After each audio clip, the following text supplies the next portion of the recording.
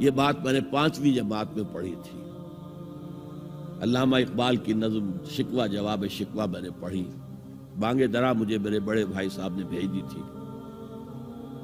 ایک شعر تو وہ ہے بانگ درا کا جو میرے تحت الشعور میں کہیں چپک گیا تھا اور میری پوری زندگی کو اس نے ایک رخ پر ڈالا ہے.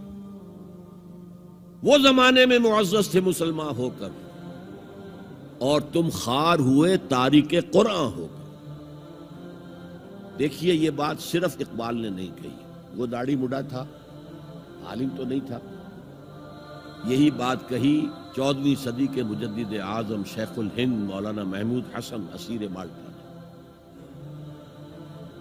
4 سال کی اسیری کے بعد جب رہائی پا کر آئے تھے 1920 میں, اور رہائی کیوں ملی تھی کہ ٹی بی 3rd سٹیج کو پہنچ گئی تھی. انگریز ڈرتا تھا کہ اگر ہماری اسیری ہی کے اندر کہیں انتقال ہو گیا تو کہیں طوفان اٹھ جائے گا, لہذا چھوڑ دیا.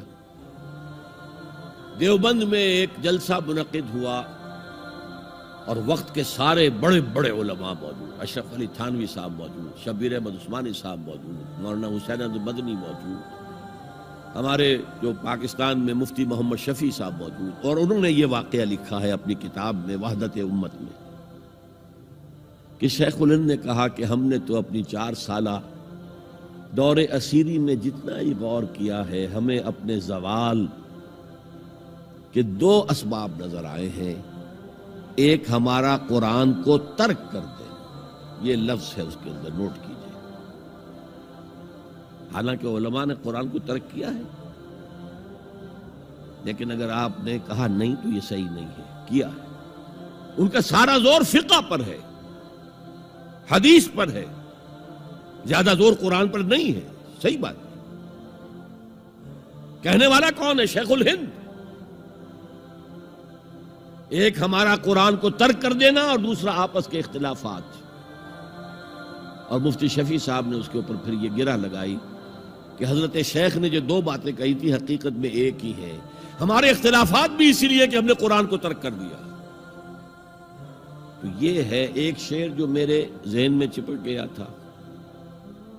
پھر قرآن سے اللہ نے جو ایک مناسبت دی ذہنی قلبی, اللہ کا شکر ہے, اللہ کا فضل ہے. دوسرا شعر وہ ہے کہ وقت فرصت ہے کہاں, کام ابھی باقی ہے, نور توحید کا اتمام ابھی باقی ہے. پورے کرہ ارضی جب تک کہ توحید سے جلوگر نہ ہو جائے اور اسلام کا ڈنکا نہ بج جائے, اس وقت تک حضور کا مشن مکمل نہیں ہے. حضور حوالے کر کے گئے تھے امت کے. خطبہ حجۃ الوداع میں آپ نے سوال کیا الا هل بلغت, اور 1.25 لاکھ کے مجمع نے جواب دیا انا نشهد انك قد بلغت الرسالة واديت الامانة ونصحت الامة وكشفت الغمة. ہاں حضور ہم گواہ ہیں, آپ نے حق رسالت ادا کر دیا, حق امانت ادا کر دیا, مسلمانوں کی خیر خواہی کا حق ادا کر دیا, امت کی خیر خواہی کا, اور گمراہی کے پردے چاک کر دیے. 3 دفعہ حضور نے سوال کیا, 3 دفعہ جواب دے کر پھر آسمان کی طرف نگاہ اٹھائی اور انگشت شہادت سے اشارہ کیا اور پھر لوگوں کی طرف اللہم اشہد اللہم اشہد اللہم اشہد, اے اللہ تو بھی گواہ رہے, یہ مان رہے ہیں کہ میں نے پہنچا دیا. اسے میں کہا کرتا ہوں سائی آف ریلیف. کندھوں پر ایک بہت بڑا بھاری بوجھ آ گیا تھا, بہت بڑی امانت تھی قرآن, اس کے پہنچانے پر کیا کیا تکلیفیں اٹھائی ہیں. پاگل کہے گئے, مجنون کہے گئے, شاعر کہے گئے, ساحر کہے گئے, مسحور کہے گئے, کیا نہیں کہا گیا. اور پھر جو مارے کھائی ہیں, جو 3 سال کی شیب بنی ہاشم کے اندر اسیری تھی, جس میں کھانے پینے کی چیزیں گھاٹی میں داخل نہیں ہو سکتی تھی.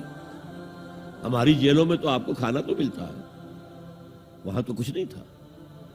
پھر طائف کا پتھراؤ یاد کیجئے, پھر مکے سے نکلنا اور 3 دن رات ایک غار میں چھپے رہنا.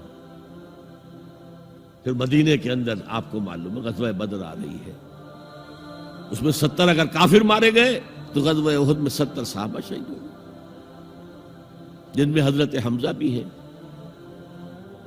3 رشتے ہیں حضرت حمزہ سے حضور کے, چچا بھتیجا, سب کو بس یہی معلوم ہے.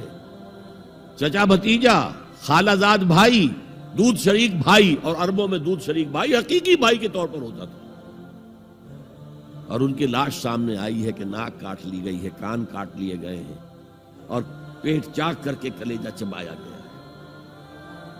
یہ سارے بوجھ اٹھا کر اگر وہ حق تبلیغ ادا ہو گیا، اے اللہ یہ مان رہے ہیں، تو بھی گواہ ہے. اور پھر کیا کہا؟ فَلْيُبَلِّغِ الشَّاهِدُ الْغَائِبَ. اب جو یہاں موجود ہیں ان کا فرض ہے کہ ان کو پہنچائیں جو یہاں نہیں ہے. اور یہ ابد الآباد تک کے لیے، قیامت تک کے لیے ہے. انا آخر المرسلین وانتم آخر الامم. میں آخری رسول ہوں، تم آخری امت ہو.